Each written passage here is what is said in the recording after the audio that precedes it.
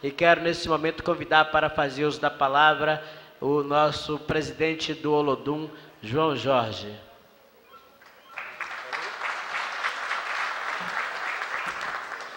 Boa noite a todos e todas. Quero saudar as autoridades presentes, as autoridades religiosas e os companheiros e as companheiras que vejo aqui e fazer uma deferência muito especial a Elias Sampaio, que é uma pessoa muito cara para nós do Olodum, para nós do Movimento Negro, para essa cidade, para esse estado. Não é fácil ser militante contra o racismo. É fácil ser jogador de futebol, é fácil tocar música, é fácil pesquisar na universidade, é fácil ser jornalista, é fácil ser médico, ser engenheiro, ser astronauta, qualquer coisa, exceto ser militante da luta antirracista. Esta lhe traz profundas consequências. E é algo da vida inteira. É algo permanente.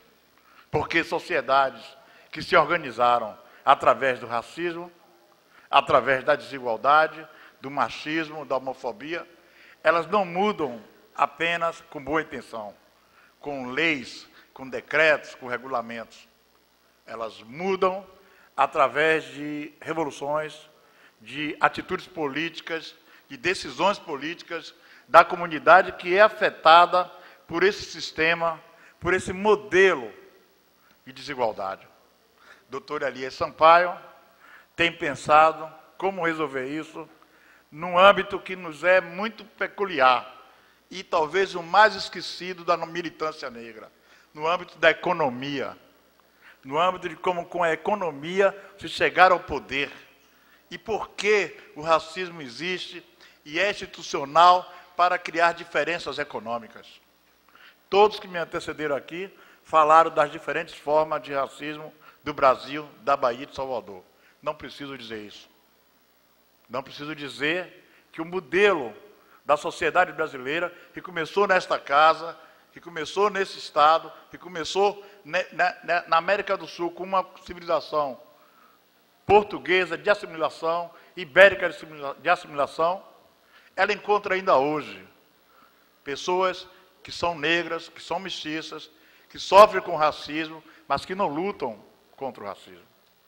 Para mim, e para a minha geração, que está boa parte dela aqui hoje, é uma surpresa muito grande quando a gente vê um jovem como Elias Sampaio, com uma profunda e excelente formação acadêmica, não tendo sido militante originário dos blocos afros, dos blocos de samba, dos blocos de índio, ou dos terreiros de candomblé, se transformar num ator espetacular, bonito, fora de série, das diferenças que nós congregamos.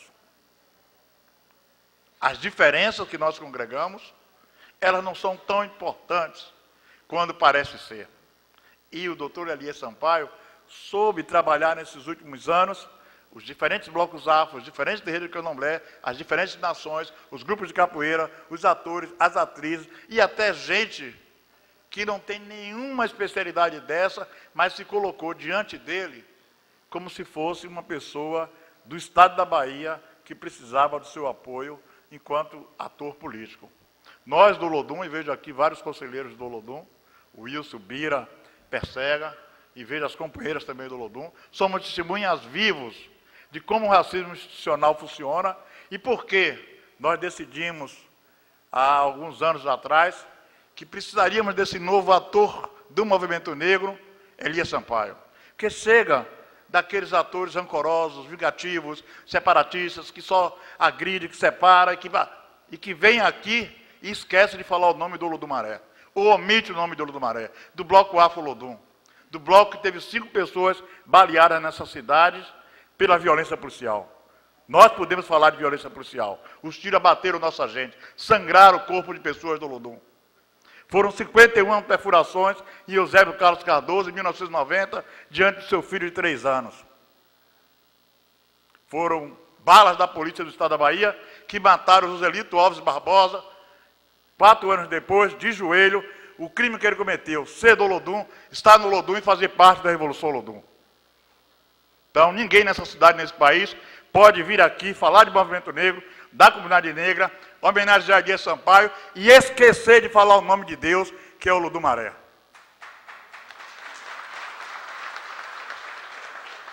É simples, é direto e objetivo. Precisamos eleger pessoas negras, vamos fazer isso na prática. Não é por trás de um teclado, de manhã, de tarde, de noite, difamando pessoas da comunidade negra, difamando projetos e falando mal de vovô, de João Jorge, porque isso o Estado racista brasileiro já faz. Para fazer isso, precisamos fazer como fizemos com o Luiz Alberto, no momento que ele não tinha condições de sair candidato, apoiar financeiramente, apoiar estruturalmente. Para fazer isso, precisamos fazer como fizemos com o Silvio Humberto, apoiar decisivamente para torná-lo vereador da cidade de Salvador pelo PSB. Para fazer isso, precisamos fazer como fizemos eu, vovô e vários outros com Olívia Santana, empoderando-a para ser candidata a vice-prefeita na última eleição. A decisão já tomada de que ela não seria candidata a vice-prefeita, nos reunimos em Brasília, conversamos por telefone e dissemos, olha, uma cidade como essa não pode mais continuar tendo um candidato principal de chapa majoritária, vice, candidato a isso e aquilo, sem negros. A candidata de Salvador precisa ser uma mulher negra, decente, batalhadora, combativa, e essa candidata foi Olívia Santana. Então, a nossa resposta às provocações não é do que nós não estamos fazendo, é o que nós já fizemos. E Elias Sampaio vai dar uma continuidade a essa luta de 50 anos, dos quais muitos dos atores estão aqui, para que a gente otimize as nossas necessidades. Nós já ganhamos da escravidão, nós já ganhamos do racismo, porque estar aqui esta noite é uma vitória espetacular da mesma turma que veio aqui em 82, estive nessa tribuna representando um MNU de uma camisa azul e dizendo que nessa casa não tinha nenhum quadro do movimento negro, não tinha nenhuma homenagem ao movimento negro. E as datas que os senhores ainda veem aqui não evocam a revolta dos Búzios, nem a revolta dos Malês, nem evocam os heróis nacionais do Brasil. Foi exatamente em 1982. Portanto, há 32 anos atrás, que um jovem negro subiu nessa tribuna para desafiar os vereadores da época e dizer, esta casa precisa ter um monumento, precisa ter um quadro a Zumbi dos Palmares. Então, Elias Sampaio, nessa homenagem que ele recebe hoje, é uma linha de continuidade, de tradição, de transmissão no conhecimento africano, é mantido desde a África negra, desde a África civilizatória e dentro dos terreiros candomblés. Fomos nós que fomos para as ruas para defender os terreiros candomblés, para ajudar a tirar a perseguição política em 1978, que ainda era feita pela Delegacia de Jogos e Costumes, que minha mãe era obrigada a ter no terreiro da Boca do Rio a autorização da polícia para funcionar. Foram esses mesmos jovens, que agora já não estão mais com os cabelos tão pretos, que têm feito a luta política para mudar esse Estado. Que há 25 anos atrás, 40 entidades negras foram fazer a luta pela Constituição do Estado da Bahia, criar um capítulo do negro, um capítulo da cultura afro-brasileira, para a Constituição do Estado afirmar prioritariamente que esse é um Estado afro-brasileiro. Fomos nós também que estávamos num GTI, criado em 1966, para dizer ao Banco do Brasil, às empresas estatais, que tinha que ter negro na sua propaganda. Muito do que nós estamos vivendo hoje foram esses mesmos dinossauros, homens e mulheres, que se abnegaram com isso. Agora é hora de passar o bastão. Por isso que essa solenidade hoje tem um caráter muito especial. Tem a ver com o direito, tem a ver com a economia, tem a ver com a política, tem a ver com a religiosidade, coisas que a sociedade ocidental e brasileira nos obriga a separar, mas nós jamais separamos em território africano a política da religião, a política da economia, a política do direito. E no nosso pensamento panafricanista, direito para a gente é sinônimo de justiça. Para a sociedade brasileira, direito tem a ver com desigualdade. Direito tem a ver com produzir mais desigualdade, produzir mais ódio, mais ranço. E é significativo que essa homenagem ao nosso companheiro Elias seja no dia 20 de março. Por que é significativo? Porque quando der meia-noite de hoje, vai ser 21 de março, e amanhã, às 10 horas da manhã, a UNB, a primeira Universidade Federal do Brasil a admitir cotas, estará julgando se irá manter o sistema de cotas ou não, sob uma pressão violenta, esmagadora, para o sistema acabar em 10 anos.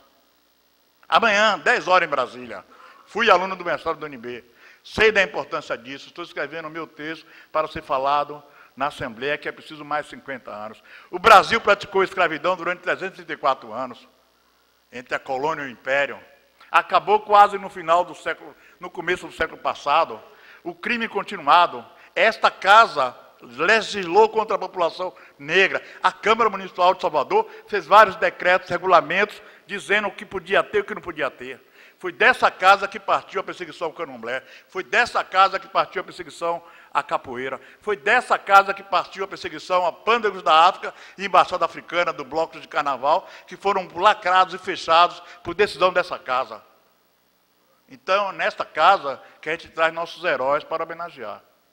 A presença de Elias aqui hoje e de tanta gente que veio abraçá-lo, dar o carinho, dar o apoio, é porque heróis são homens e mulheres. O que o vovô está falando aqui é que não nos podem pedir, em qualquer campanha, em qualquer momento, que sejamos santos. Homens e mulheres cometem erros, cometem equívocos, acertam em erro, principalmente os que lutam. Quem não luta não comete erro nenhum. Pode chegar e se apresentar como santo. Nós não somos santos. Nós não somos deuses.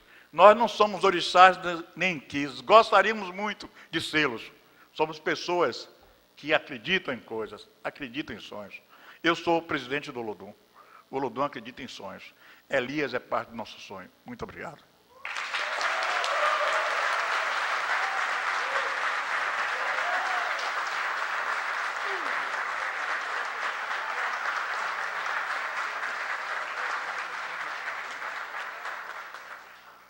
Depois dessa brilhante intervenção do nosso João Jorge,